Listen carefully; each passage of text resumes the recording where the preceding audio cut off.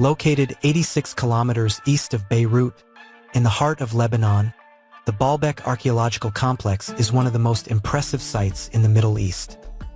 In its origins, this place was a Phoenician sanctuary dedicated to the god Baal, a deity associated with fertility and storms.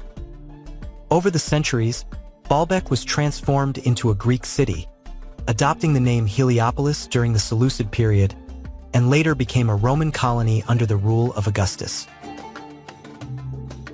The most striking feature of this site is the Cyclopean masonry used in its construction, some of which dates back to the 30th century BC, with stones whose size defies ancient engineering capabilities. The most striking blocks at Baalbek, due to their immense size, are 6 in number. The so-called trilithon, or three stones, is a group of 3 giant blocks arranged horizontally that form part of the podium of the Temple of Jupiter Baal in Baalbek. These megalithic structures are located atop a hill in the area known as Tel Baalbek, and each one weighs between 750 and 800 tons. To this day, it remains a mystery how they were transported and assembled. The 3 remaining blocks are known as the Pregnant Woman Stone, or First Monolith, is located 900 m from the temple and is the smallest, weighing about 1,000 tons. The Southern Stone, or Second Monolith, discovered in the 1990s, weighs more than the first, at 1,242 tons. And finally, the Forgotten Stone, or Third Monolith, discovered in 2014 and weighing over 1,500 tons, is the largest stone ever quarried. To give you an idea, its weight would be equivalent to the combined weight of 250 African elephants. The Baalbek archaeological complex houses an impressive temple area, built between the 1st and 3rd centuries AD, dedicated to the Heliopolitan triad, Jupiter, Mercury, and Venus, deities of the Roman Empire. The origins of Baalbek date back to 2 Canaanite settlements from the early Bronze Age, 2900 to 2300 BC.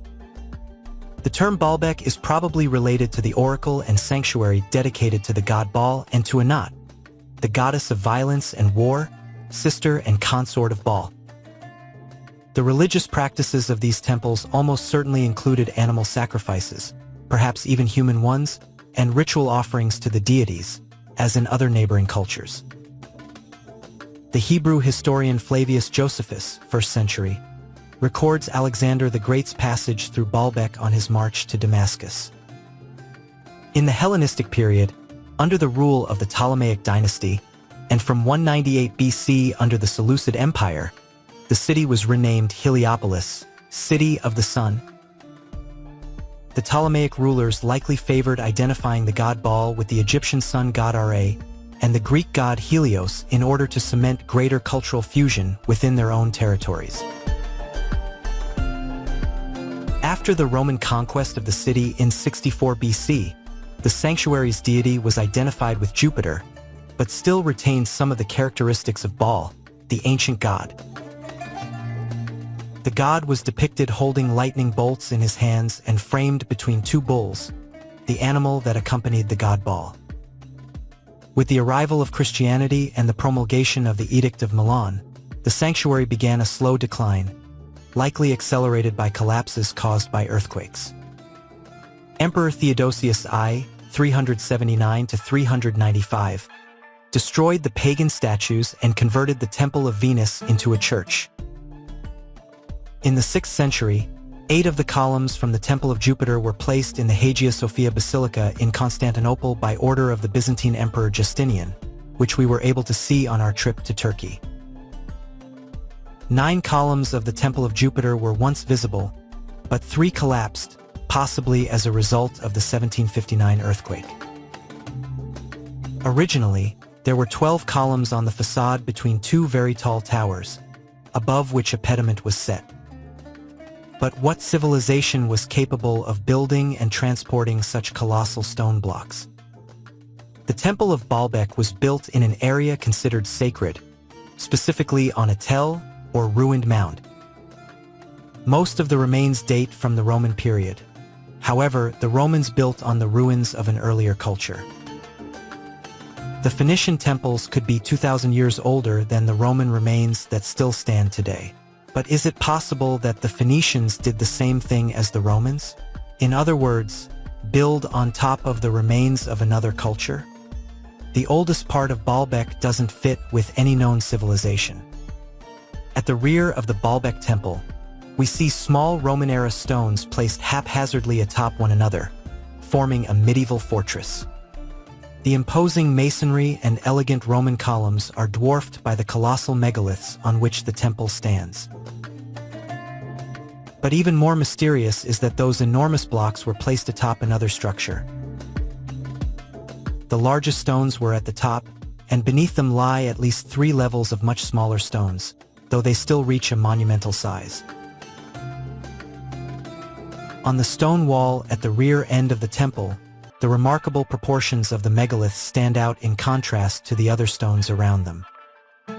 The enormous stones beside the crack in the wall are so large that we can classify them as Cyclopean architecture, the oldest we know, and yet they seem small compared to the massive megaliths beneath.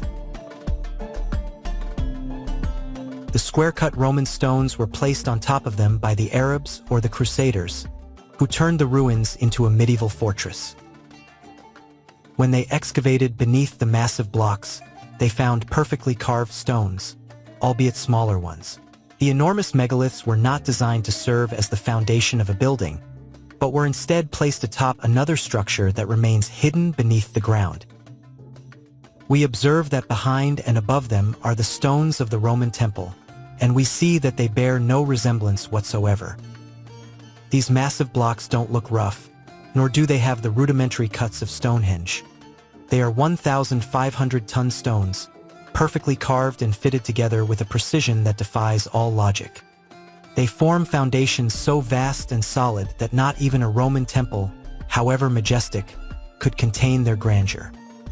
Our own modern science and engineering cannot explain how they were moved, nor for what purpose they were made.